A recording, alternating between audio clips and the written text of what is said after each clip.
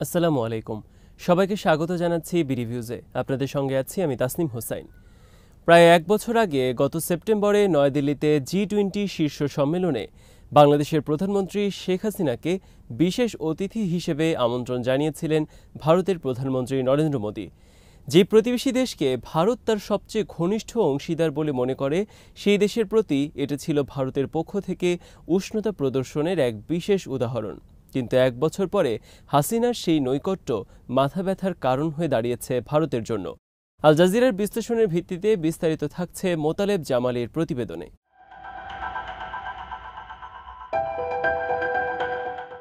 চলতি মাসের প্রথম দিকে ছাত্র জনতার প্রবল বিক্ষোভ দীর্ঘ ১৫ বছর পরে ক্ষমতা ছাড়তে ও ভারতে পালিয়ে যেতে বাধ্য করেছে হাসিনাকে। গত ১৫ বছর ধরে হাসিনাকে অকুণ্ঠ সমর্থন দিয়ে আসার কারণে বাংলাদেশের মানুষের মধ্যে ভারত বিরোধী মনোভাব এখন তুঙ্গে। হাসিনাকে উৎখাতের পরবর্তী কয়েক সপ্তাহে বাংলাদেশে ভারত বিরোধী সেন্টিমেন্ট চরম আকার ধারণ করে। সব ক্ষেত্রেই এই মনোভাবের প্রতিফলন দেখা যাচ্ছে।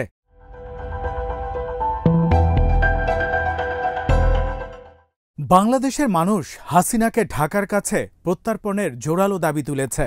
তারা এই অভিযোগও করছেন, বাংলাদেশকে কাবু করতে অন্যান্য কিছুর মতো পানি ও ভিসাকেও এদেশের বিরুদ্ধে অস্ত্র হিসেবে ব্যবহার করছে ভারত। পরিস্থিতি এখন এমন দাঁড়িয়েছে, নানা ইস্যুতেই দুই প্রতিবেশী দেশের মধ্যে সম্পর্ক দিন দিন অবনতির দিকেই যাচ্ছে।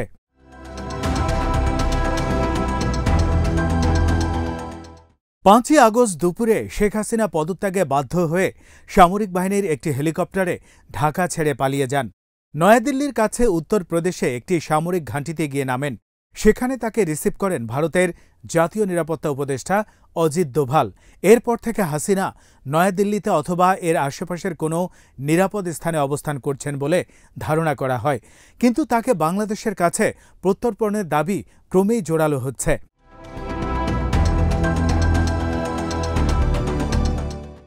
বাংলাদেশের প্রধান বিরোধী দল বিএনপির মহাসচিব মির্জা ফখরুল ইসলাম আলমগীর ভারতীয় মিডিয়ার কাছে বলেছেন, হাসিনাকে অবশ্যই বাংলাদেশের কাছে প্রত্যর্পণ করতে হবে। একই দিনে একই দাবি জানিয়েছেন জাতীয় পার্টির চেয়ারম্যান জি.এম. কাদের, যিনি ৬ আগস্ট বিলুপ্ত করা পার্লামেন্টে বিরোধী দলীয় নেতা ছিলেন।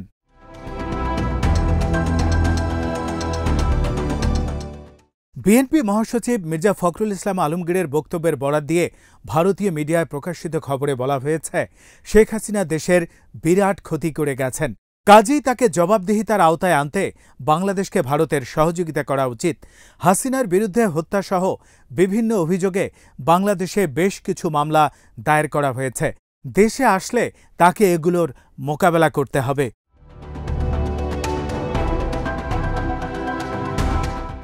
ডক্টর মোহাম্মদ ইউনূসের নেতৃত্বে গঠিত অন্তর্বর্তীকালীন সরকার শেখ হাসিনার কূটনৈতিক পাসপোর্ট বাতিল করেছে। এই কূটনৈতিক সুবিধা ছাড়া হাসিনা কতদিন পর্যন্ত ভারতে থাকতে পারবেন তা এখনও স্পষ্ট নয়। ভারত সরকারও এ ব্যাপারে কোনো মন্তব্য করেনি এখনও পর্যন্ত।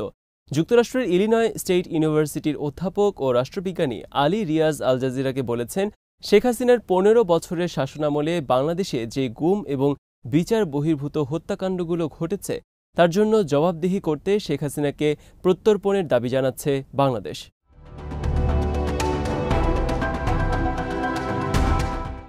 গুম ও বিচার বহির্ভূত হত্যাকাণ্ডে জড়িত থাকার অভিযোগে বাংলাদেশের আধা সামরিক বাহিনী র্যাপিড অ্যাকশন ব্যাটালিয়ন বা র্যাবের উপর নিষেধাজ্ঞা আরোপ করেছে জাতিসংঘ। গত বছর আন্তর্জাতিক মানবাধিকার সংগঠন হিউম্যান রাইটস ওয়াচের এক প্রতিবেদনে বলা হয়েছে, হাসিনা ২০০৯ সালে ক্ষমতায় আসার পর থেকে গত ১৫ বছরে বাংলাদেশের নিরাপত্তা বাহিনী ৬০০-র বেশি গুমের ঘটনা ঘটিয়েছে।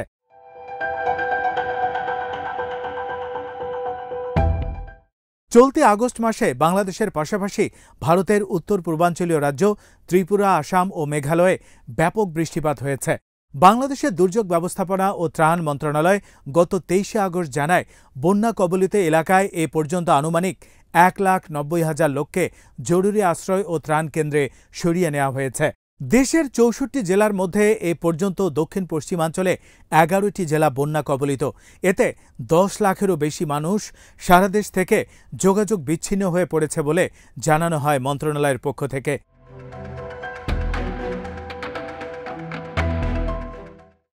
বাংলাদেশে আকস্মিক এই বন্যার জন্য ভারতকে দায়ী করে সামাজিক যোগাযোগ মাধ্যমে তীব্র ক্ষোভ প্রকাশ করা হতে থাকে। অভিযোগ করা হয়, ভারত গোমতী নদীর উজানে অবস্থিত ত্রিপুরা রাজ্যে অবস্থিত ডুম্বুর বাঁধের গেটগুলো রাতারাতি খুলে দিয়ে বাংলাদেশের দক্ষিণ পশ্চিমাঞ্চলকে বন্যার পানিতে তলিয়ে দিয়েছে। গোমতী নদী ত্রিপুরা থেকে এসে বাংলাদেশের দক্ষিণ পশ্চিমাঞ্চলের জেলাগুলোতে ঢুকেছে।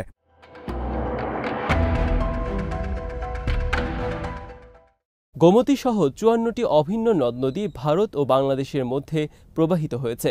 বর্ষাকালে এসব নদ নদীর পানি প্রবল বেগে এসে বাংলাদেশে প্রবেশ করে বন্যার সৃষ্টি করে। ভারতের পররাষ্ট্র মন্ত্রণালয় গত ২২শে আগস্ট এক বিবৃতিতে জানায়, প্রবল বৃষ্টিপাত এবং ডুম্বুর বাঁধের ভাটিতে যে বিশাল জলাধার আছে সেটির অতিরিক্ত পানি নেমে যাওয়াই বাংলাদেশে বন্যার কারণ। বিবৃতিতে আরও বলা হয়, দ্বিপক্ষীয় পরামর্শ এবং কারিগরি আলোচনার মাধ্যমে পানি সম্পদ এবং নদী পানির ব্যবস্থাপনার মাধ্যমে এই সংক্রান্ত সব সমস্যার সমাধানে ভারত প্রতিশ্রুতিবদ্ধ।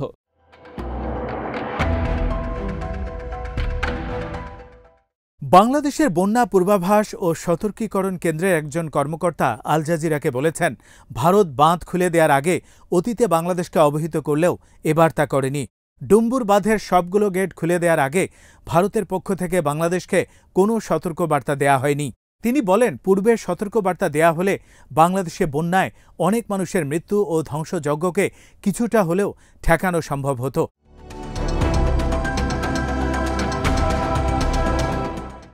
বিশ্লেষকরা মনে করেন, বন্যার কারণ যাই হোক না কেন, অভিন্ন নদ নদীর পানি বন্টন ইস্যুতে অতীতের অভিজ্ঞতার আলোকে বাংলাদেশের অনেক মানুষ ভারতকে দায়ী করছেন।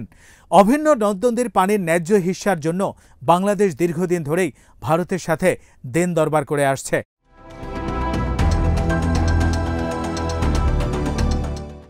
তিস্তার পানি বন্টন চুক্তি চূড়ান্ত করতে গত ১ দশকেরও বেশি সময় ধরে বাংলাদেশ চেষ্টা করলেও তাতে কোনো ফল হয়নি।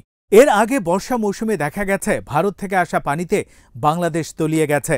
আবার শুষ্ক মৌসুমে অনেক চেষ্টা করেও ভারতের কাছ থেকে পানির ন্যায্য হিস্যা পায়নি বাংলাদেশ।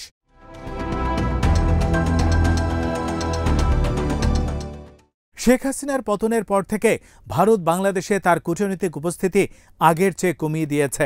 দেশে ফিরিয়ে নেওয়া হয়েছে বেশ কিছু কর্মকর্তা কর্মচারীকে।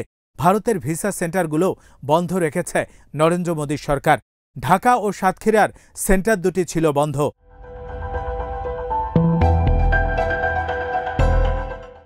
নিরাপত্তার কারণ দেখিয়ে ভিসা সেন্টার বন্ধ রাখায় চিকিৎসাসহ নানা কারণে ভারতে যেতে ইচ্ছুক শত শত মানুষ বিক্ষোভ করেছেন। ভিসা না দিলে তারা তাদের পাসপোর্টগুলো ফেরত চাইছেন। ২০২৩ সালে বাংলাদেশ থেকে ১৬ লাখ মানুষ ভারতে গিয়েছিলেন চিকিৎসা এবং ভ্রমণসহ নানা কাজের জন্য। এদিকে বাংলাদেশের ভ্রমণের প্রধান গন্তব্যই হচ্ছে ভারত, এরপরে আসে অন্য দেশের কথা। কিন্তু হঠাৎ করেই তাতে ছেদ পড়েছে দুই দেশের মধ্যে সম্পর্কের অবনতির জন্য।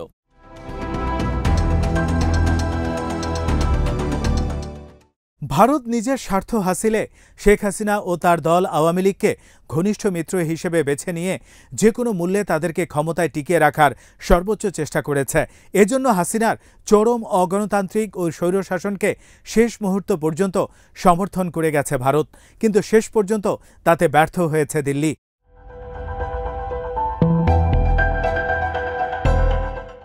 বিশ্লেষকদের মতে, বর্তমানে বাংলাদেশে যে প্রবল ভারত বিরোধিতা তৈরি হয়েছে তা হঠাৎ করে হয়নি। গত ১.৫ দশক ধরে শেখ হাসিনার প্রতি ভারত যে অন্যায় ও অন্যায্য সমর্থন দিয়ে এসেছে তার তীব্র ক্ষোভ তৈরি করেছে বাংলাদেশের মানুষের মধ্যে। বিশেষ করে শেখ হাসিনার সরকারের অধীনে ৩টি চরম ত্রুটিপূর্ণ নির্বাচন ও ভয়াবহ মানবাধিকার লঙ্ঘনে ভারতের অকুণ্ঠ সমর্থন এদেশের মানুষকে ভারত বিরোধী করে তুলেছে।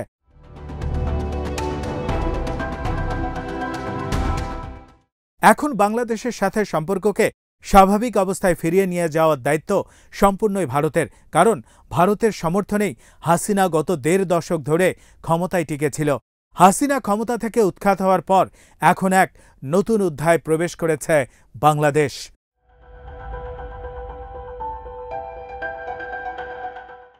আজ এখানেই শেষ করছি। সবাই ভালো থাকুন, সুস্থ থাকুন আর দেখতে থাকুন বিডি ভিউজ। চ্যানেলটি ভালো লাগলে সাবস্ক্রাইব করুন, সংযুক্ত থাকুন আমাদের ফেসবুক পেজে। আল্লাহ হাফেজ।